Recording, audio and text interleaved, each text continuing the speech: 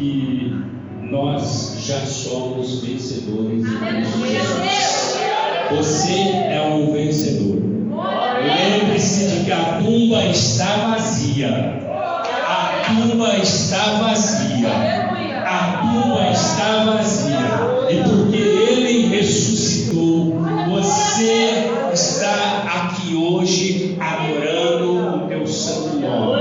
Um dia você esteve no Egito, mas o Senhor te libertou da escravidão. O Senhor te tirou do cativeiro para que você pudesse estar aqui adorando o teu santo nome, servindo a Ele e cumprindo o propósito, a missão para o qual Ele te designou. Cada um de nós aqui temos uma missão. Cada um de nós aqui temos um dom. Ainda que você não perceba, ainda que você não tenha se encontrado na missão, ainda que você não tenha se encontrado nos dons do Senhor, ainda que você não tenha compreendido o seu papel, você foi escolhido por Deus a dedo. Deus te escolheu a dedo. Quando Ele olhou para você, Ele olhou para você porque Ele enxergou em você o potencial. O Senhor, quando olha para nós, Ele sabe das nossas fraquezas, Ele conhece as nossas deficiências, mas ao mesmo tempo o Senhor olha para aquilo que você tem, que às vezes nem mesmo você enxerga. E aí eu queria começar então a ministração. Eu quero convidar a amada igreja para levantar-se, para que a gente possa fazer a leitura da Bíblia. Glória a Deus.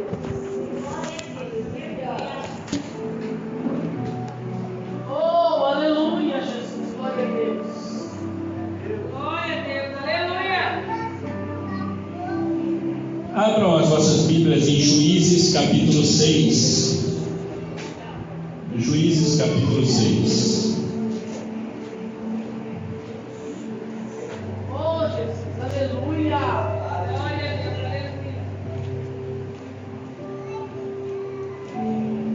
Aleluia. Glória a Deus. Tu és fiel, Pai. Aleluia. Juízes capítulo 6.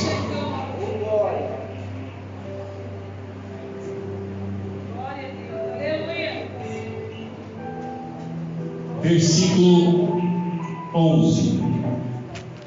Diz assim a palavra: O anjo do Senhor veio e assentou-se debaixo do carvalho, que está em Ofra, que pertencia a Joás, a Biasrita, onde Gideão, seu filho, estava malhando trigo no lagar para o esconder dos midianitas. Quando o anjo do Senhor apareceu a Gideão, lhe disse: O Senhor é contigo, homem valente. Gideão lhe respondeu: Ai, Senhor meu, se o Senhor é conosco, por que tudo isso nos sobreveio? E que é feito de todas as suas maravilhas que nossos pais nos contaram, dizendo: Não nos fez o Senhor subir do Egito? Porém agora o Senhor nos desamparou e nos entregou nas mãos dos midianitas. O Senhor olhou para ele e disse: Vai nesta tua força e livra Israel das mãos dos midianitas. Não te enviei eu? Respondeu-lhe Gideão: Ai, Senhor meu, com que livrarei a Israel? A minha família é a mais pobre em Manassés, e eu o menor na casa de meu pai. Tornou-lhe o Senhor: Eu hei de ser contigo, e tu ferirás aos midianitas como a um só homem. Prosseguiu Gideão: Se agora achei graça aos teus olhos, dá-me um sinal de que és tu que falas comigo. Rogo-te que não te apartes daqui até que eu volte trazendo o meu presente e o ponha diante de ti. Respondeu ele: Esperarei até que voltes. Entrou Gideão, preparou um cabrito e bolos, asmos de um efa de farinha. Pondo a carne num cesto e o caldo numa panela, trouxe tudo até debaixo do carvalho. e o apresentou ao anjo de Deus. Porém o anjo de Deus lhe disse: toma a carne e os bolos asmos e põe-nos sobre esta rocha, e derrama-lhes por cima o caldo. E assim o fez. Estendeu o anjo do Senhor a ponta do cajado que estava na sua mão, e tocou a carne e os bolos asmos. Então subiu fogo da rocha e consumiu a carne e os bolos asmos, e o anjo do Senhor desapareceu da sua presença. Então Gideão viu que era o anjo do Senhor e disse: ai de mim, Senhor Deus, que vi o anjo do Senhor face a face. Porém o Senhor lhe disse: paz seja contigo, não temas, não morrerás. Só até aqui, obrigado. A leitura foi um pouco longa, mas eu acredito que o Senhor falará com você. Deus nos escolheu para sermos santos e irrepreensíveis, né? Uma vez que nós fomos adotados em Jesus Cristo, né? O Senhor, Ele é aquele que nos instrui, Ele é aquele que nos corrige, Ele é aquele que nos protege, Ele é aquele que nos preserva, Ele é aquele que guia os nossos passos. Agora, se nós olharmos para o texto do chamado de Gideão, quando nós olhamos o capítulo 6, versículo 1, nós vamos ver que ele começa assim, porém os filhos de Israel fizeram o que era mal aos olhos do Senhor, e o Senhor os entregou nas mãos dos midianitas por 7 anos. Repita comigo assim: palavra, obediência, adoração. Palavra, obediência, adoração.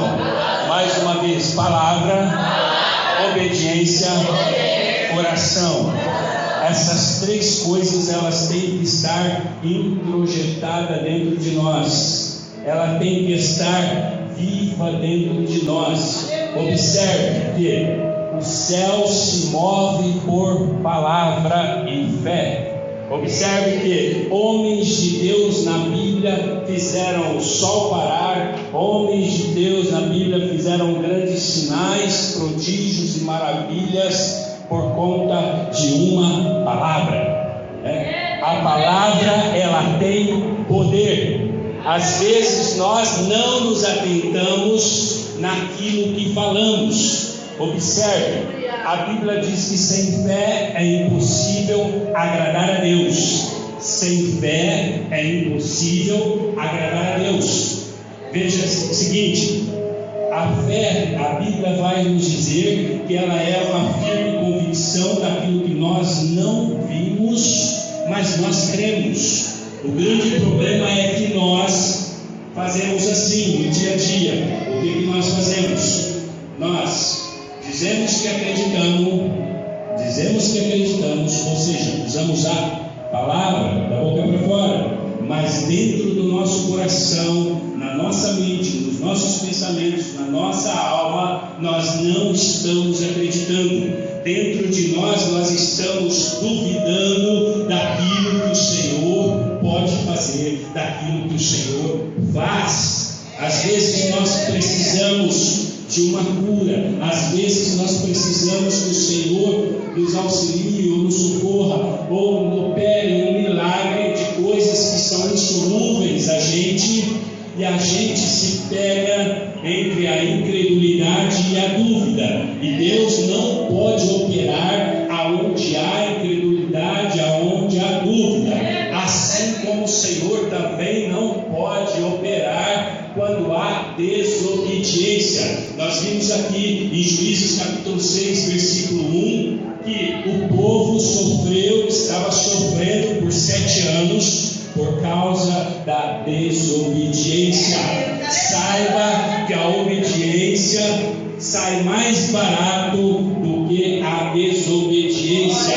A gente, por uma tendência natural e carnal, temos por tendência achar que o mundo é melhor, que o mundo é mais convincente, que as coisas aí fora são mais agradáveis, são mais deleitáveis do que a palavra do Senhor.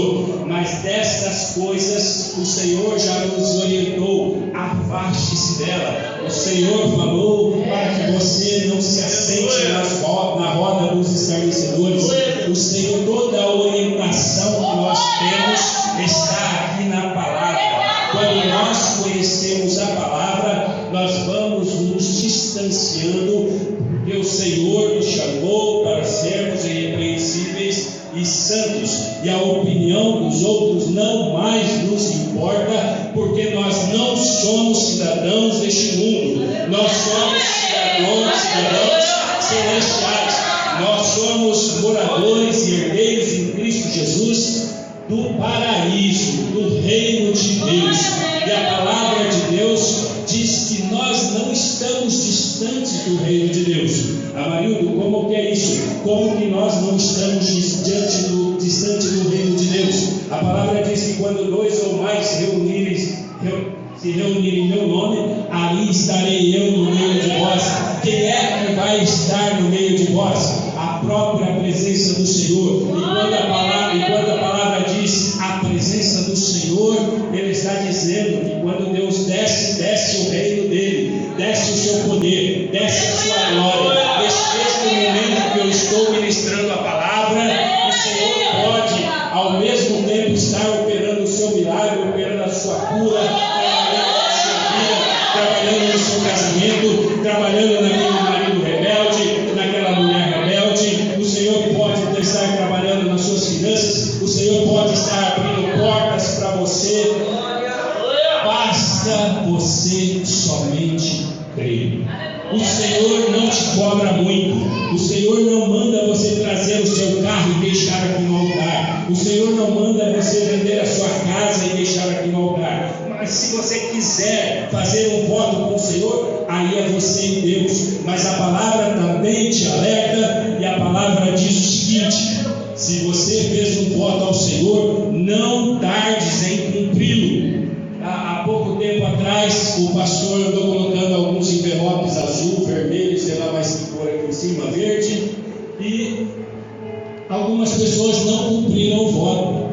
Gente, isso é sério, porque você não está tratando com homens, você está tratando com Deus. A sua vida é com Deus. Como você quer receber algo de Deus se você não está dando para Deus? Você precisa muitas vezes plantar a semente. Às vezes você tem um terreno na sua casa e você fala: eu vou plantar uma flor, eu vou plantar uma verdura, legumes. E aí o que você faz? Você vai ao mercado, você compra um saquinho com aquela semente que você precisa, e você chega em casa, o que você faz? Você cava a terra, lança a semente, e depois de cavado, lançado a semente, você enterra essa semente e você coloca água, deita água sobre aquele lugar. Por quê? Porque você está crendo que aquela semente tornar-se-á naquilo que você foi buscar. Mas aqui, com relação ao reino de Deus, muitas vezes nós estamos fazendo as coisas da maneira errada. Nós estamos fazendo votos com o Senhor e não estamos cumprindo. Nós estamos falando que cremos, mas a nossa boca confessa exatamente o contrário, ou o nosso coração confessa exatamente o contrário. Então precisa haver uma sintonia entre coração e pensamento, palavra, pensamento. Precisa haver essa sintonia. Se você, por exemplo, determinou a sua cura, você tem que ficar firme na sua cura. Ainda que você sinta alguns sintomas, ainda que você vá ao médico, você tem que continuar pela palavra, determinando: já estou curado. Pelas pisaduras de Jesus eu fui curado. É assim que você age a sua fé. Quando você começa a agir a sua fé, o céu se move a seu favor. Porque aonde tem fé, Deus não deixa de responder. Manifeste a tua fé nesta noite.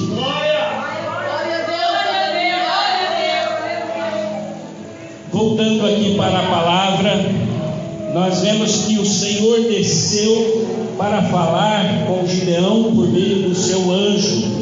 Então o Senhor com alguns homens da Bíblia, ele desceu para falar.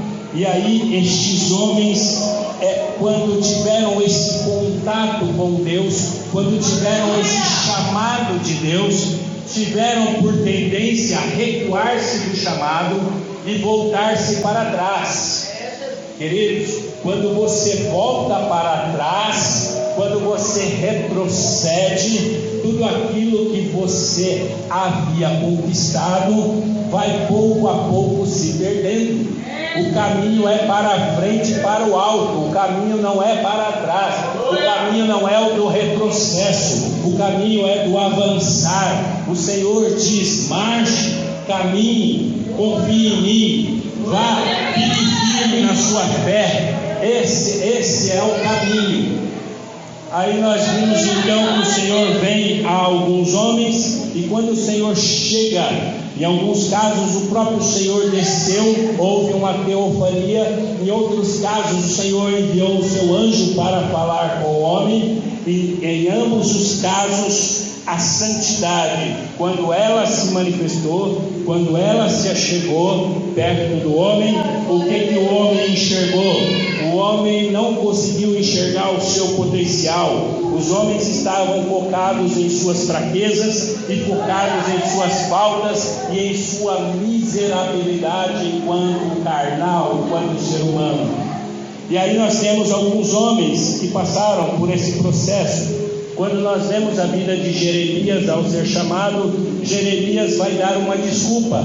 E aí Jeremias vai dizer assim: ah, Senhor, eu não sei falar, eu sou jovem. Quando Moisés é chamado pelo Senhor, Moisés vai dizer ao Senhor: ah, Senhor, sou pesado de boca e pesado de língua, envia outra pessoa, Senhor. Quem sou eu para cumprir essa missão? Quem sou eu, Senhor, nesse processo que o Senhor deseja me enviar?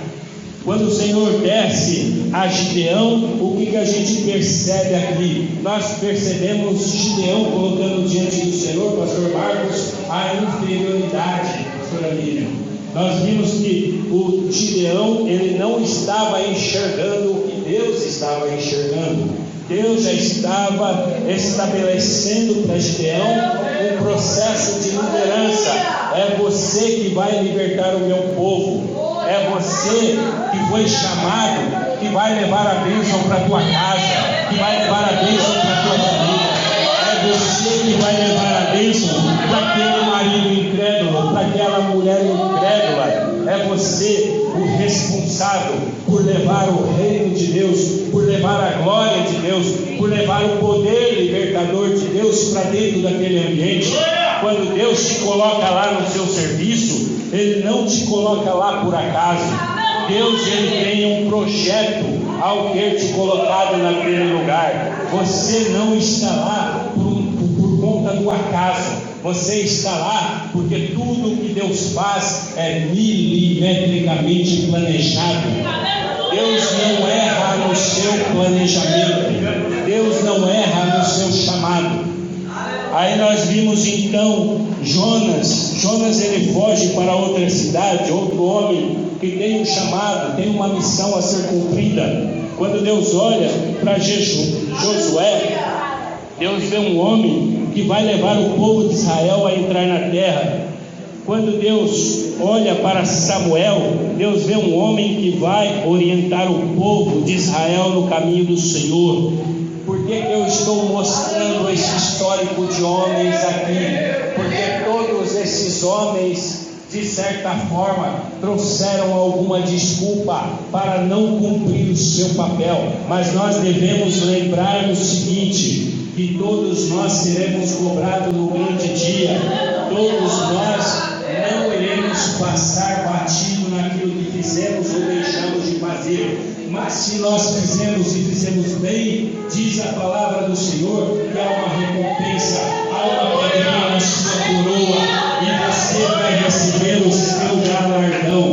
Deus não deixa nenhum trabalho de mão vazia. Deus não deixa você sem a sua paga. Quer seja obediência, quer seja desobediência, Deus não deixa a sua paga. Este povo estava debaixo da escravidão dos midianitas porque foram desobedientes. porque se eles tivessem sido obedientes, eles não estavam passando por um processo de cura do Senhor. O Senhor às vezes permite algumas coisas que o Senhor vai dando, vai soltando a cordinha, vai soltando o laço e vai deixando, mas quando o Senhor puxa, o Senhor é como se estivesse fazendo uma pesca. Ele mete o anzol no nariz e puxa de uma vez para que você venha e entre nos caminhos do Senhor.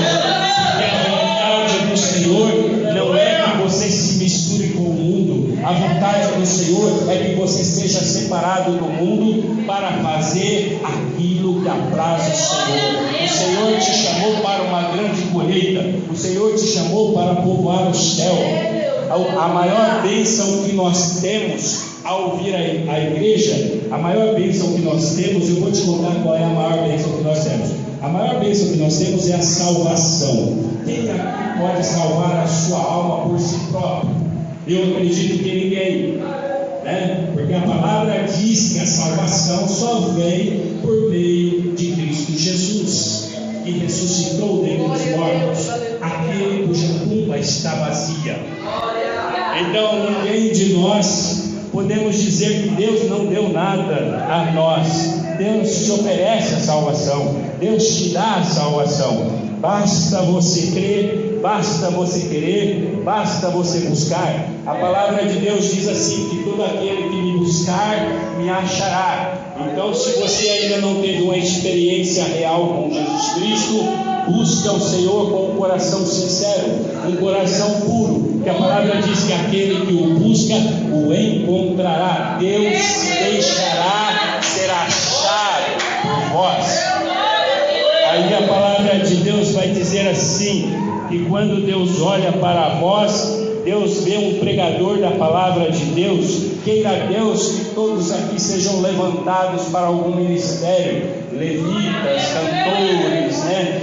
Pregadores da palavra, né? A Bíblia diz que Deus tem os seus ministérios, apóstolos, mestres, né? Tem pastores, etc. Quem dirá, quiçá todos sejam levantados, porque o reino de Deus precisa se expandir. Quando eu olho, eu sou muito grato, e agora eu vou dizer o seguinte, pastores, eu sou muito grato por ter sido bem acolhido nessa igreja. Eu fui muito bem acolhido, e ao ser bem acolhido, eu me senti como se estivesse em casa. Então, este acolhimento fez com que eu permanecesse. Então, todas as pessoas que se achegam, a gente também tem que aprender a dar uma boa acolhida, para que nós não percamos essa pessoa, porque toda alma é preciosa ao Senhor Jesus. E agora este novo projeto da igreja, do trabalhar com células, é um projeto maravilhoso. Eu creio que em breve essas paredes ficarão pequenas, este salão ficará pequeno, e nós teremos um salão maior. Nós teremos não só isso, nós teremos ar-condicionado, nós teremos um salão lindo, maravilhoso, não que este não seja rico, mas nós teremos coisas melhores. E o nosso pensamento tem que ser o pensamento de uma fé positiva. O pensamento de quem tem uma fé positiva. Eu não vou dizer pensamento positivo, porque pensamento positivo está ligado a uma motivação. Mas quando você usa a palavra fé positiva, você está centrando-se no Senhor, que você depende do Senhor e que o Senhor fará através de você. E eu creio que este tempo não está muito longe de chegar. Em breve nós vamos ver muitas curas, muitos milagres. Em breve nós vamos ver cego enxergando, surdo ouvindo, paralíticos levantando da cadeira de roda, portas de emprego sendo abertas, pessoas sendo libertas, pessoas que estavam escravizadas nas drogas, pessoas com câncer, pessoas com os mais variados tipos de problema. Mas eu não estou dizendo que isso não acontece hoje, que isso não está acontecendo na igreja. Isso já está acontecendo. Eu estou dizendo que nós iremos ver num número proporcional maior. O Senhor Jesus diz que aquele que crê, ainda que a sua fé seja do tamanho de um grão de mostarda, ele pode dizer a este monte: monte, sai-te daqui e lança-te no mar. Veja que o Senhor usa a palavra um grão de mostarda. O Senhor não faz grandes exigências com relação a isso. Ele diz: se você tiver um tiquinho de fé, eu já consigo operar na sua vida, consigo operar na sua casa. Então creia que nós servimos o Deus de milagres. E Deus, Ele é bom e fiel, e a sua fidelidade dura para sempre. A palavra de Deus ainda vai mostrando para a gente lá em Amós capítulo 7, que Deus viu Amós como um pregador da palavra de Deus. Quem era Amós, querido? Amós era um boiadeiro e um agricultor. E Davi, que nós conhecemos tanto, quem era Davi? Davi era um jovenzinho, um adolescente, um moço que estava ali mexendo com as ovelhas, e Davi estava ali. Davi já tinha um coração de adorador. Então vamos voltar àquilo que eu disse lá atrás. Eu disse palavra, eu disse obediência e eu disse adoração. Essas três coisas têm que andar junto. O que sair da sua boca tem que ser sim, sim, não, não. O que passar disso é procedência do maligno. Você tem que ser uma mulher de palavra. Você tem que ser um homem de palavra. O que você prometeu, busque cumprir. Ainda que você tenha um pequeno prejuízo naquele momento, mas cumpra, para que o Evangelho não seja envergonhado. Porque todo aquele que envergonhar o Evangelho, o Senhor não deixará passar impune. Então nós temos que ter uma vida de retidão perante o Senhor e perante os homens. Imagine, para exemplificar isso para você, imagine que alguém entra aqui com uma legião de demônios. Quantos de vocês, não precisa levantar a mão, tá? Não precisa levantar a mão, não precisa falar. Quantos de vocês não teriam medo de se levantar da cadeira e expulsar aquela legião de demônios? Deus me fez lembrar uma experiência agora, nem estava lembrando disso, mas o Espírito Santo me lembrou agora. Eu trabalhei 5 anos na Fundação Casa. A Fundação Casa é a FEB, a antiga FEB. E eu trabalhava como professor lá dentro. E aí, um dia eu estou na última sala lá do corredor, e aí eu ouvi uns gritos. Eu falei: Senhor, é demônio. Na hora eu já pensei: é demônio. Aí tinha, que o Senhor tenha misericórdia de mim, não estou falando mal das amadas irmãs, mas tinha além de mim mais 2 irmãs crentes no Senhor ali naquele mesmo ambiente trabalhando comigo. Só que ao invés de elas irem lá expulsar o demônio, elas foram lá na última sala me chamar para fazer esse trabalho. Mas não precisa. A palavra do Senhor diz: eis que vos dou autoridade e poder para expulsar demônios, e nada vai fazer mal algum. Pisar serpentes e escorpiões, e nada vos fará mal algum. Elas foram me chamar lá. Ou seja, eu pergunto: por que é que elas não fizeram isso? Não precisava de mim. Basta um crente para poder fazer isso, um crente do Senhor, um crente cuja vida seja reta diante do Senhor.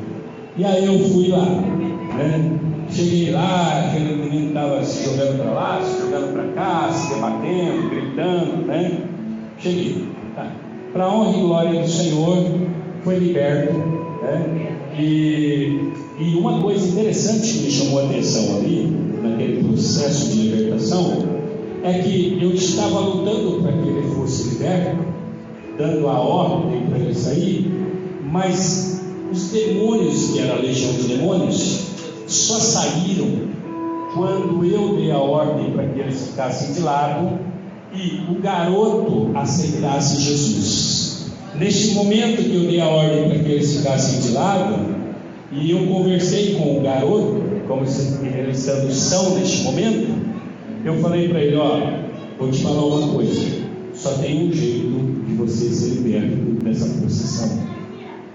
E o jeito de você ser liberto é aceitar Jesus como seu único e suficiente Salvador. Você aceita seu único e suficiente Salvador, Jesus como seu único e suficiente Salvador?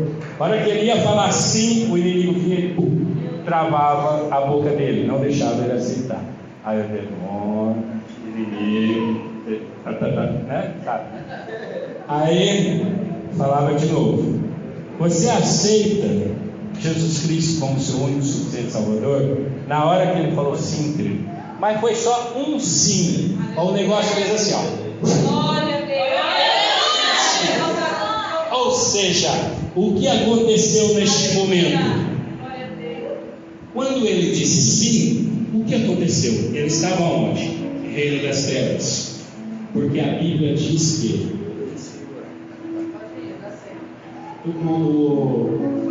a Bíblia diz assim, que toda pessoa que nasce debaixo do pecado original. O pecado que foi lá de Adão e Eva, né?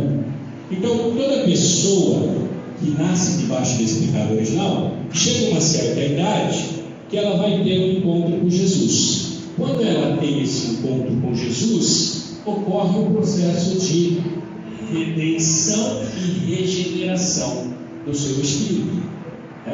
Quando você tem o primeiro Adão que caiu, você tem agora o Adão que é perfeito, que é Jesus Cristo, que veio para cumprir aquilo que o homem não dava conta de cumprir. Então veja, se a gente parar agora para observar, ele estava nas trevas. Quando ele aceita Jesus e diz sim, automaticamente no mundo espiritual, todos os demônios reconhecem aquele sim e reconhecem que eles perderam para Jesus. Agora ele não está mais naquele momento nas trevas, ele está na luz. Ele saiu de um reino e veio para outro reino. A palavra diz que lá em Efésios, a Bíblia diz que a nossa luta não é contra a carne e o sangue. Então já aprenda aqui, na sua casa, não fique brigando com o seu marido. Você, marido, não fique brigando com a sua esposa. Na sua casa, você fecha a porta do seu quarto, vá e ore sobre aquela situação. Vá e ore sobre aquela situação. Pare de discutir, porque a discussão abre portas para os demônios e os demônios entram naquele ambiente. Sai muito mais barato você exercitar a fé e a palavra. Você dizer: Senhor, eu não aceito isso no meu marido, eu não aceito isso na minha mulher. Senhor, eu quero transformação, eu quero mudança. Senhor, Tu és o Deus que transforma, Tu és o Deus que muda, Tu és o Deus que regenera. Pare de brigar contra a carne. Coloque-o, apresente-o ou apresente-a na presença do Senhor. E aí, quando você tiver que se dirigir, não se dirija no momento da sua raiva, da sua ira. Se dirija no momento em que você já está com a cabeça fria.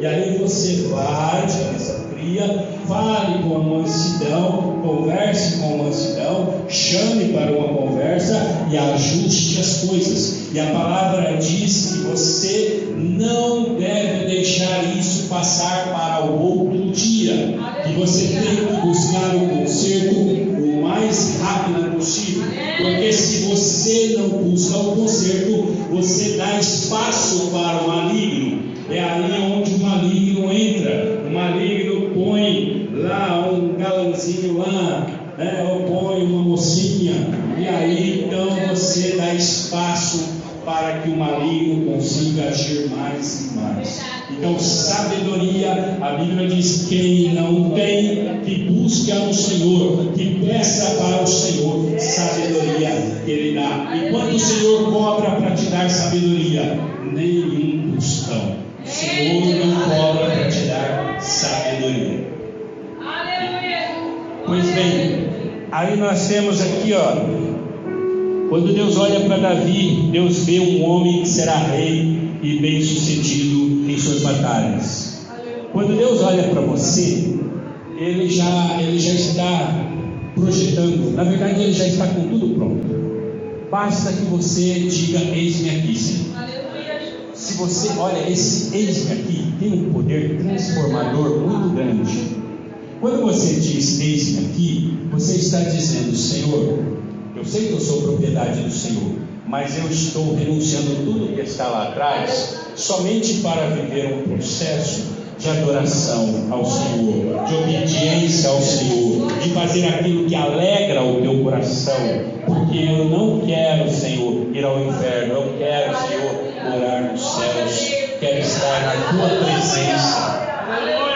Então veja, aí Deus olha para Davi e fala: olha, eu tenho ali um rei bem sucedido em suas batalhas. Ele vai ter muita batalha, mas fica tranquilo, vou dar todas as vitórias para ele. É só ele me buscar, é só ele não entrar em desobediência. Porque quando ele entrou em desobediência, no caso de Davi, o que aconteceu? Pagou preço, teve consequência. Então toda desobediência tem uma consequência. E aí quando Deus olha para Saulo: Saulo, por que tu me persegues, né? Então Saulo era um perseguidor de cristãos. Quem era Saulo? Um perseguidor de cristãos. E aí Deus olha para Saulo e fala assim: tá bonito isso, né? Você está se achando grandão, né? Espera aí que eu vou dar um jeitinho. Hoje aqui foi cantado sobre Paulo e Silas, né? Eu observei que falou bastante de Paulo e Silas. Vocês vejam, Paulo e Silas passaram perseguição? Passaram.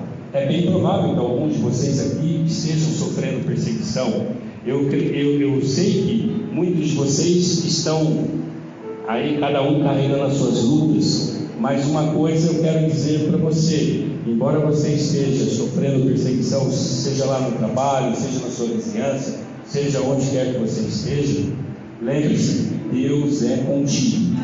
E aí o Senhor vai dizer por mais de 200 vezes na Bíblia Sagrada assim: não temas, não temas, não temas, não temas, não temas, não temas, eu sou contigo, eu sou contigo, basta que você creia.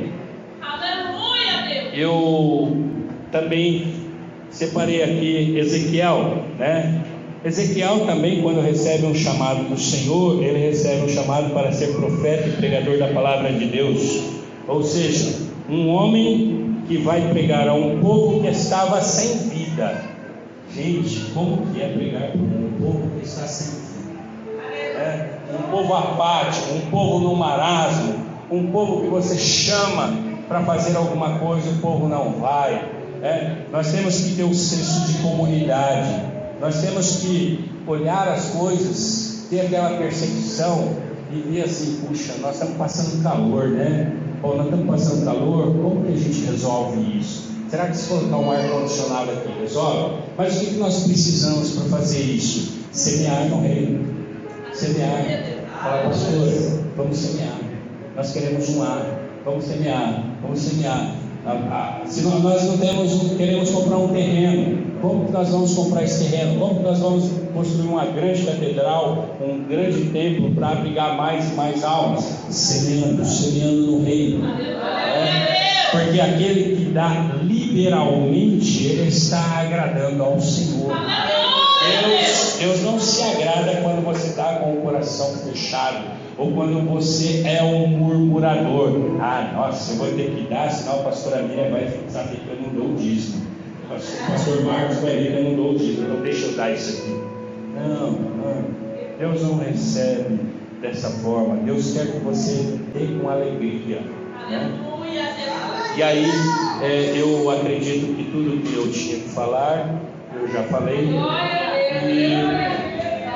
E aí eu passo então aqui para o encerramento, porque tudo que eu falar de agora para frente, eu acho que vai ser da carne, então acho que não há necessidade de continuar, até para não cansá-los.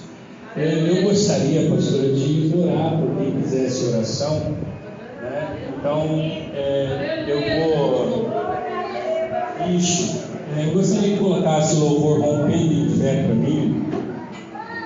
Esses dias atrás, enquanto o irmão vai colocando ali o louvor, eu vou contar uma coisa para vocês.